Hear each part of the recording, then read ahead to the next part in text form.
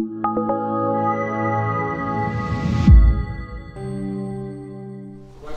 number one.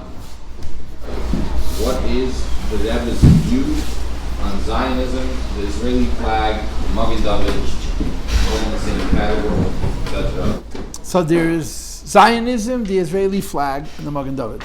Yes. I'm going to start with the Magen David. I'm going to do it backwards. The Magen David is an ancient symbol. The Magen David did not start by Theodore Herzl in the 1880s. The Magen David is a symbol which is found in Sfarim. I don't know which. I don't know what's the earliest origin of the Magen David. But apparently there is a basis for the Magen David in geometry, and there's a basis of Magen David in Kabbalah. I'm going to tell you a very interesting story. It's a real story. The Rebbe's mother tells the story, and they now found the same story from the previous Rebbe as well. The story is that one year on Simchas Torah, maybe it was Pevav, one year on Simchas Torah in Leningrad, the Frierdiker Rebbe Shul, a professor walked in, a professor. So this guy shows up in Shul by the Frierdiker Rebbe in Leningrad, a professor, and he wants to see the Rebbe on Yom Tov. So it was a bit of a disturbance. The Rebbe didn't know who he was. Of course, the big concern the Rebbe had was that he was an agent of the government and the KGB, and that he had some kind of sinister motivation. So the Rebbe couldn't ignore him. He couldn't tell him go. He had to sort of, until he figured out who he was and what his motivations actually were, he had to treat him with kid gloves. The end of the story was that this man was actually hired by the Soviet government to do research into matters of the occult, Kabbalah and astrology and so on and so forth. And they paid him the way they paid everybody else, as they say in the mafia, with 6 ounces of lead. They killed him, they executed him later on, because that's what Stalin did. He used you, and then when you knew too much, because you helped him, then he had to put you away and replace you with somebody else. He was actually working for the government. He was commissioned by the government, but there was nothing sinister about it. Forget it. They were not trying to hurt the Frierdiker Rebbe. They actually wanted the Frierdiker Rebbe's help in this project. And this man himself, didn't understand the implications of the Frierdiker Rebbe and the work that he was doing, and the way the government saw the Frierdiker Rebbe as one of the great enemies of the state, and so forth. So he shows up Yom Tov, wants to see the Rebbe, and the Rebbe was obviously busy with Chassidim. The Rebbe made a minute or two to speak to him, and he told him that today's not a good day, come back tomorrow. And when he came back the following day or two, the Rebbe gave him his time, and he told the Rebbe that he's doing research on Kabbalah and astrology and a lot of Eastern ideas, occultish kind of ideas, and he's particularly interested in the Magen David. And he wants information explaining the Magen David based on astrology, geometry, which is a math, which is a real science, and Kabbalah. So the Rebbe, the Frierdiker Rebbe, tried to get out of it. He says, listen, this is not my business. I'm not into theoretical research. I'm into lyhadus. I'm into spreading Yiddishkeit, and I'm not into just theoretical studies. So this man said to the Rebbe that he understands that the Rebbe versteht in Kabbalah, is an expert in Kabbalah, and he should contribute to this effort. So when the Rebbe realized he can't get away from this man, he told him, I'll put you in touch with my Sara Haskala. I'll put you in touch with my Minister of Information. Who was the Frierdiker Rebbe Sara Haskala? Our Rebbe. In 1925, 1926, the Rebbe was either 23 or 24 years old. He was relatively young. But the Rebbe, the Rebbe's father said that to Bar Mitzvah, the Rebbe was a Goan Olam. To the Bar Mitzvah, he was a Goan Olam. And the Rebbe commissioned him to write a report explaining the Magen David according to astrology, geometry, and Kabbalah. And the Rebbe's mother said that for 3 months, in the bathroom in their home, the Rebbe had a big fat book of mathematics, geometry, and the Rebbe wrote an entire report in Russian explaining the Magen David according to Kabbalah, according to geometry, and according to astrology. Now I would argue that report is extant. It was not. It probably is someplace in some office in Russia, and one day it'll show up. I don't know how much of the Rebbe's name is going to be written on it, but it'll be the Rebbe's handwriting. The Rebbe wrote an extensive essay. When the Rebbe completed it, and he sent it off to this professor, so then the Frierdiker Rebbe said, this is brought in Hayem Yem, that the Rebbe is Sar HaSkola Shali, he's my minister of information, and this guy sent the Rebbe a lot of money. He sent the Rebbe a chunk of geld for the effort that he put in. The Frierdiker Rebbe got the money, and the same day he sent it back. He didn't want to touch it. He was so afraid.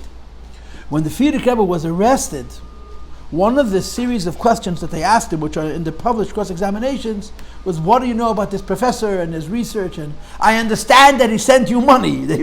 I understand that he sent you money. And the Frierdiker Rebbe says, I don't know anything about him. He asked me for help. I provided him the help. He sent me the money. I sent the money right back. In other words, I didn't know what his source was, and did back. This is just an interesting story. The Rebbe's mother told the story many years ago. In the Frierdiker Rebbe's version of it was only discovered when the Frierdiker Rebbe's cross-examination file was given out by the government of Russia, which is about 30 years ago, 31 years ago. They gave out all the files, and you could see that the KGB asked him questions about this as well. The point of this whole thing is the Magen David is legitimate. There's something about the six-pointed star as opposed to the five-pointed star, right? The typical star has 5 points. The Magen David is 2 triangles, juxtaposed on top of one another in opposite directions. It's right, it's 2 triangles. It's 1, 2, 3, and 1, 2, 3. And there is a lot of Torah and Kabbalah attached to it. I don't know what that is. I mean, obviously, somehow it corresponds to, in Kabbalah, there's a concept called Yud Beis Guli Alachsen. The 12 edges of the crooked lines. There are 6 lines that go across on an angle. Each line that goes across on an angle has 2 edges, called Yud Beis Guli Alachsen. And it's Api Kabbalah, it's the Chitzonius of Zoh. So maybe it's connected to that, but I don't know. I've never seen it. I've seen Sfarim that are pretty old talk on the Magen David, but I want to say at the outset, I want to confirm that the Magen David has legitimacy in Torah, not just in Zionism. The Zionists took the Magen David and they put it in their flag, which they made out of the color blue and the color white. The choice of colors of blue and white, I don't know where that comes from. I don't know how that plays out in Torah. I think it's from the blue. It's the wrong blue. That's what The blue of the tzitzis is navy. It's a dark blue. It's almost a black. And the blue in the flag of Eretz Yisrael is a sky blue, is a light blue. But the Magen David has a Makav Shadish in Torah. Now, as far as Zionism goes, I would like to give you a philosophical constant, a sheet of imizakt. I don't mind if you question me. I don't even mind if you disagree with me. I just need you to let me finish the thought that I have to present something to you as a complete thought. And then you can argue with me. It just happens that this Shabbos, either this Shabbos or last Shabbos, someone mentioned to me that in Israel, Bennett, who's Bennett? What's Bennett's role? He's the Prime Minister. It's good that I know the Prime Minister of Israel is, right? The Prime Minister of Israel is Biden. Yes, I dem and Zayen. But Bennett spoke on Yom Ha'atzmaut. And he said something which warranted a response from the Beis Rivka of Rabbani Chabad in Eretz Yisrael. Basically what he said was that when the idea of Zionism was founded by Theodor Herzl in the 1880s, the rabbis came out against it. And he mentioned some rabbis by name. He did not mention the Rebbe Rashab by name, but he referenced some of the Rebbe Rashab's statements about Zionism. And he made the point that they were all wrong and Herzl was right. V'haraya, Zionism is here and Zionism is standing and tepepepepe.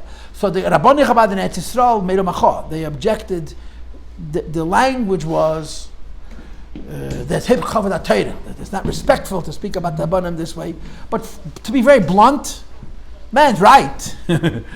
If you look at it with Fleischer Eugen, if you look at it Bechitzonius, the Fruma have been wrong on every issue, and the Freie have been right on every issue, going back more than 100 years. Zionism is only the first.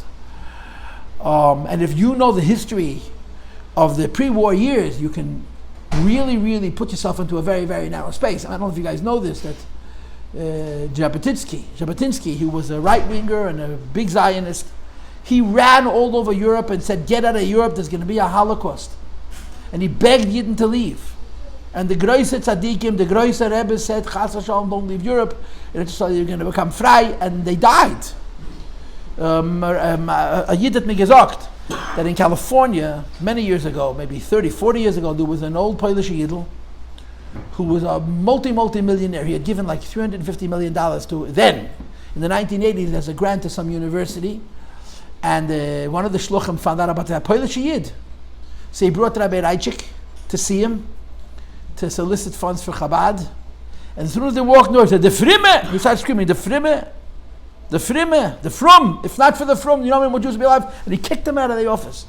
There are a number of very painful events that have occurred. Let's put a date on it, 1890. You want to broaden it, say 1880. Where if you look at it in the Astachten, the Frume, including our Rabbeim, were wrong, and the Freie and their approaches have so far at least been vindicated. They look right. So I said, this is an unpleasantness as it were. So I want to explain to you the sheet of the Rabbeim, and I want to explain to you how I think our Rabbeim see this in terms of history. There is a huge debate in the Jewish world, and this debate does not exist in the Jewish world, it exists in the Frum world. Okay? Are all Jewish leaders rabbis? To be a Jewish leader, do you need to be a Rav, or a Gadol B'Yisrael, or a Rebbe? So this is a division, this is a dispute, which you find in the Haredi world, in the Frum world. Okay, and again, if you know the history of the last 100 years, like I said, 1890 would be 130 years, one of the places within the Frum world where this question played itself out is in an organization which is very powerful today, maybe the most powerful Frum body in the world, which is called Agudas Yisrael, or called Aguda. The Rebbe Rashab founded Agudas Yisrael. The co-founder of Agudas Yisrael with the Rebbe Rashab was Chaim Brisk, Chaim Soloveitchik Brisk. They made the Aguda and they left the Aguda. They both left the Aguda. The Rebbe Rashab is leaving the Aguda, Reb Chaim is leaving the Aguda, is part of the reason Lubavitch is so hated in the Frum world. Because the established Frum world is Agudas Yisrael. The only other significant group of Haredi Jews that is among the Aguda is Satmar. Which is why when I was growing up, Satmar and Lubavitch were best buddies. Belz is in the Aguda, Ger is in the Aguda, Visions is in the Aguda, every other Chassidus is in the Aguda, all the Greis Litvish Rabbanim are all in the Aguda, and they don't forgive us for leaving the Aguda. It's considered a big scar. And when the Rebbe Rashab left, the Chafetz Chaim was involved in the Aguda, he supported the Aguda. The Chafetz Chaim was Gadol Sheba Gedolim, and all the other Gedolei Yisrael, most of them supported the Aguda. The Rebbe Rashab left, and Chaim Brisker left. What was the issue? The issue was Agudas Yisrael had what they called lay leadership. Agudas Yisrael appointed two bodies of leaders, rabbis and professionals, what we would call today politicians, people like Moshe Sherer, who's now long deceased. But he was the head of Aguda in America for many, many years. Moshe Sherer was a Rav officially, he was clean shaven. Moshe Sherer's role in the Aguda was not because he was such a big Talmid Chacham, although I understand that he can't learn it, it was because he was a politician, he understood diplomacy and politics. The Rabbeim of Chabad held that there is no such thing as Jewish leadership that's not coming directly from Torah. Now you hear this and you may feel that it's closed-minded, and it is. I'm not going to lie to you. But my job is not to convince you that they're right. My job is to give you the facts as they are. The Rebbeim of Chabad, the Rebbe Rashab was at the spearhead of this. When there was this whole question of how Jews in general, and Frum Jews in particular, are going to preserve themselves and keep themselves against non-Jewish anti-Semitism, and of course what's much more sinister and severe, Jewish anti-Semitism. So the Aguda was a political party. In Poland there were quite a few seats in the Polish Sejm which belonged to members of the Aguda. In Latvia there was people who sat in the government, they were senators, the equivalent of senators. You have what's called a parliamentary system like you have in England, like you have in Israel, not like we have in this country. And Jews, members of Agudas Yisrael, sat in the governments of Goyish countries. Now in Israel, the parliament has 120 seats, it's a constant, they never change the number of seats. Aguda has, I don't know how many seats, 3 seats, 4 seats, 5 seats. They represent a certain percentage of Israel belong to Aguda. We, Chabad, was told by the Rebbe always to vote for the Frumist party. We don't belong to any party, which means we lose Malazait. But the Rebbe said we should not be in the government, because being in the government means you have to collaborate in Yad Ha'Hipach HaHalacha.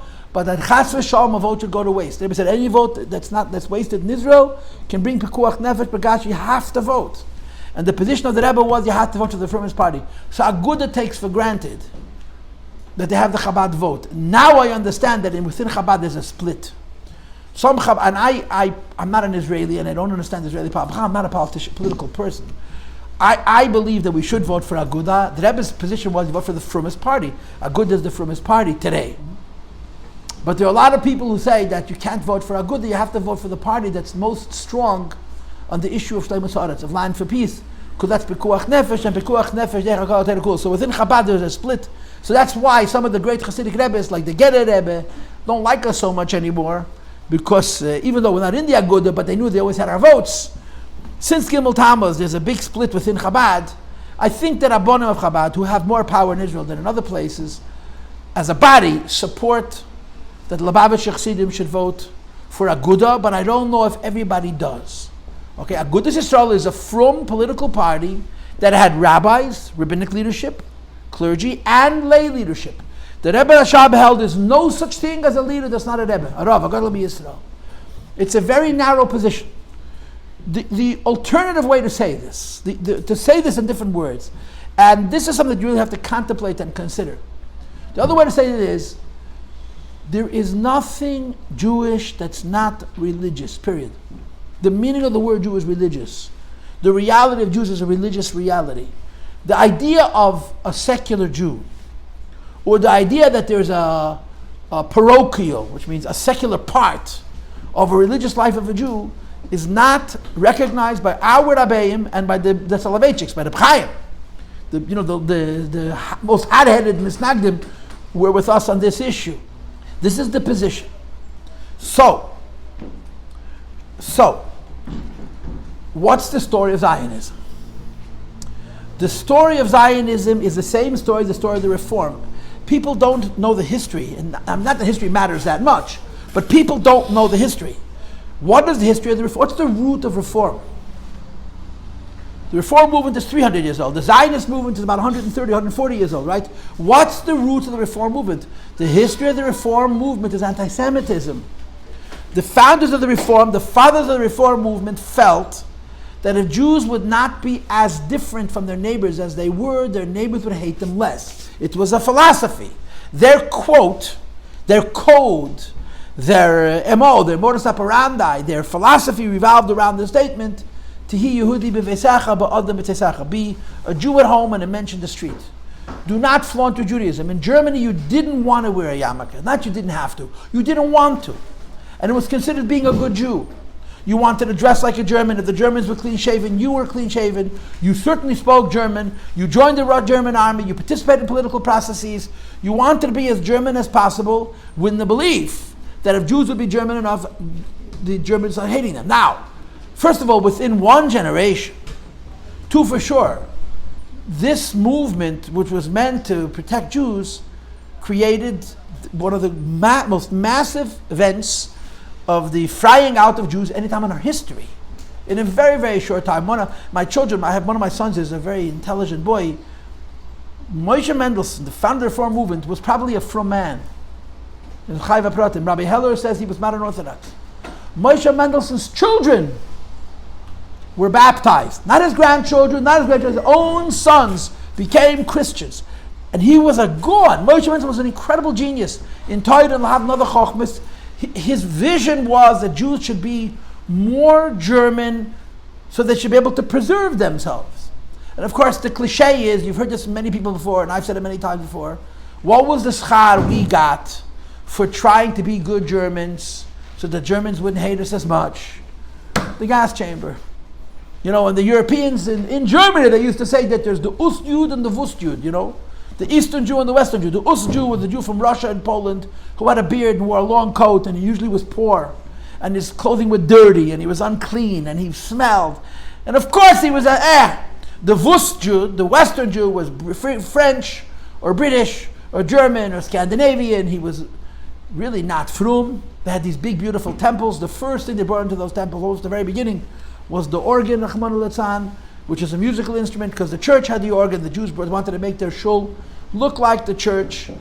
That movement was a response to anti-Semitism. The philosophy of the movement was assimilation. Be as non-distinct, be as non-different as your neighbors. Theodore Herzl lived in the 1880s. Theodore Herzl was Theodore Herzl was a reporter. That was his thing. He was a newspaper reporter. And in the 1880s, there was a famous Dreyfus affair where in France, a Jew was accused of killing some kind of officer in the army, and they were going to destroy him. And the whole thing was anti-Semitic. Dreyfus was not a frum Jew at all. He was a totally secular Jew. Meaning he was a good reformer. He belonged to the segment of the Jewish people who, for the purposes of anti-Semitism, decided to assimilate, and guess what? They hung him out to dry. They tried to destroy him. Herzl was a reporter on that case. He witnessed the Dreyfus affair. He saw how unfair it was. He saw that he was living in France and thinking, I'm a Frenchman like anybody else. I'm like Jews in America, secular Jews in America.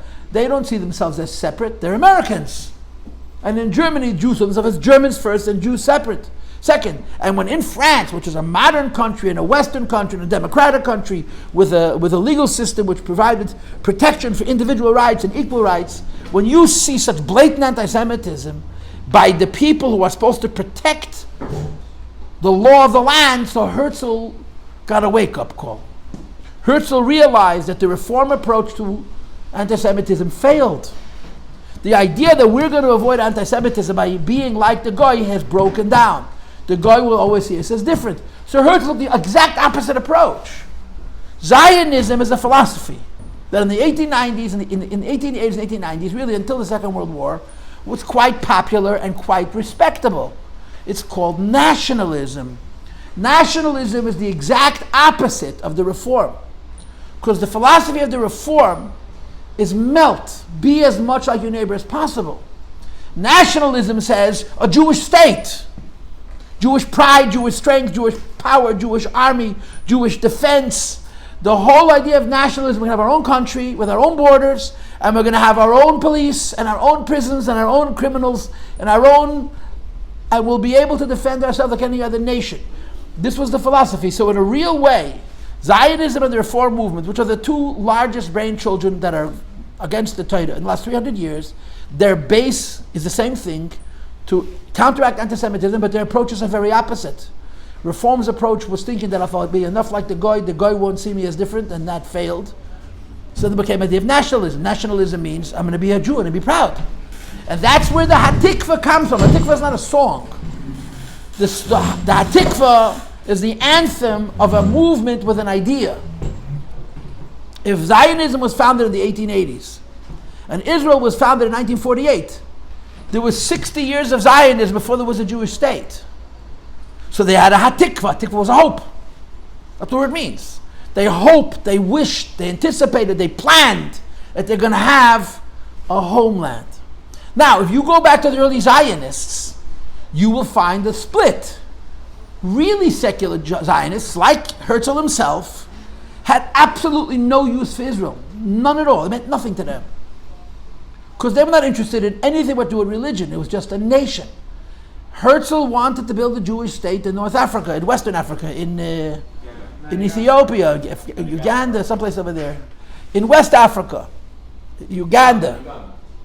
Okay? But there were other Zionists who were not frum, but they had more of a flavor of Yiddishkeit, and they said the Jewish state has to be in the Jewish homeland, the Jewish eternal homeland is Eretz Yisrael. But that's the background of the establishment of the state of Israel. The Rabbeim were against it fire. I want to add one more little kvetch. Before Herzl yet, there was what's called Aliyah Rishonah. There was Zionists before Zionism. In the early 1880s, there was a movement that started in Russia, not in France, which was essentially a Zionist movement. The name of the movement was Bilu, Beis Yud Lamed Vav, and Bilu is an abbreviation for Beis Yaakov V'Chuvanelcha, House of Jacob, come let us go. In the early 1880s, there were massive pogroms in Russia. They killed tens of thousands of Jews all over Russia. The Rebbe Maharash chose to fight the pogroms and to stay, but there was talk that the Rebbe Maharash would go to Israel. If the Rebbe Maharash had gone to Israel, the history of the Jewish people would be materially different, because a lot of Yidden would have followed him to Israel. The Rebbe's comment was, if they would have added the last two words in the pasuk, Beis Yaakov l'chu v'necha ba'oir Hashem, in the light of God, he would have joined the movement. You see, it's another illustration. By the Rabbeim, there was no such thing as Jewish and not religious. And the Rabbeim stood on this, insisted on this, sometimes in ways that at the time seemed crazy. Like, what's the big deal? Jews are trying to help one another and you're not going to join because it doesn't say God's name? But the Rabbeim had a very, very clear vision that there's no such thing as Jewish, it's not religious, period, the end, full stop. That was the position. So the Rebbe Marash said, if they would have added the two words, Be'er Hashem, he would have joined. A few years later, you had the Dreyfus Affair, and then you had Herzl and Zionism, which was very secular. And understand, between 1880 and 1940, 60 years, the Zionist movement was incredibly compelling. It's very, very hard for you to understand the magnetism of the movement. All over Europe and America, you had these clubs, Zionist clubs. And the Zionist clubs had mixed affairs. And they danced the horror, and they sang Havan Agila, and they had a good time, they had camps, and they had theater, and they had dance, and they had drama, and they had literature. It was a whole world rich in culture, and they were terribly frei.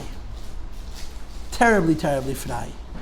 And millions of Jews, especially in Poland, between World War I and World War II, a large percentage of Jews who a day before were wearing payas and beards, Chassidish Yidden, became Zionist. It was a magefa. It's really hard to appreciate how many Yidden were drawn into the Zionist idea. Now, of course, in Russia it wasn't called Zionism. It was called Yiddishism, or it was called communism, but also the same idea. There were these new movements, new ideas. They were so cool. They were so hip. They were so much fun. They were so exciting, especially to young people. And they drew people in with a force that's indescribable. And the Rebbeim fought against it to the death.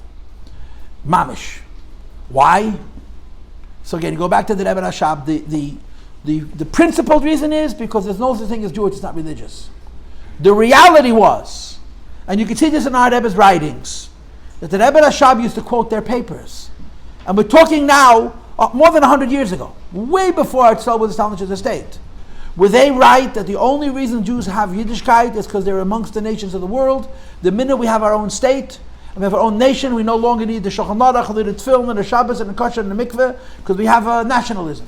In other words, the Zionists said clearly, without equivocating, that their idea is that the state of Israel, the state of Jews, is going to replace the Jewish religion. And the Rabbeim fought against it. And I don't know how to say this nicely. You could make a very good case that they lost. Many Frum Yidden, including great Jews, were swept away by this fever. They became what's called religious Zionists. They believed in the Hatikva, in the hope of having our own homeland. And of course, then the Holocaust happens. 1 out of every 3 Jews is snuffed out. Israel is born right after the Holocaust. You needed to be a rebbe of our rebbe stature, not to say, okay, this is Mashiach. When Israel was established in the state, many people who had for years and years withstood the temptation to be drawn into the Zionist fever fell. It was very common to find Frum Yidden, even Chassidish Yidden, who were either closet Zionists because they didn't want to get lynched, or were open Zionists. They truly believed that Zionism was the beginning of Mashiach, and it was the beginning of a new era for the Jewish people, and so forth and so on. This is the history. Our Rabbeim said, if it's not religious, it's not Jewish, period. Now, the fine line that our Rabbeim walked was, they never made their opposition to the Shitta personal.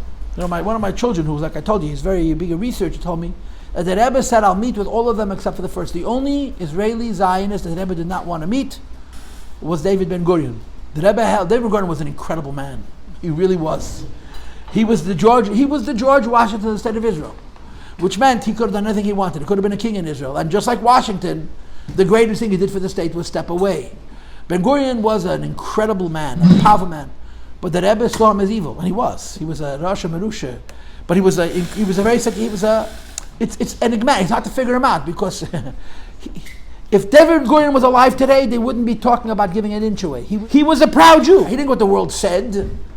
When Ben Gurion was in charge and the Arabs started up and they killed Arabs, they didn't care what the world said.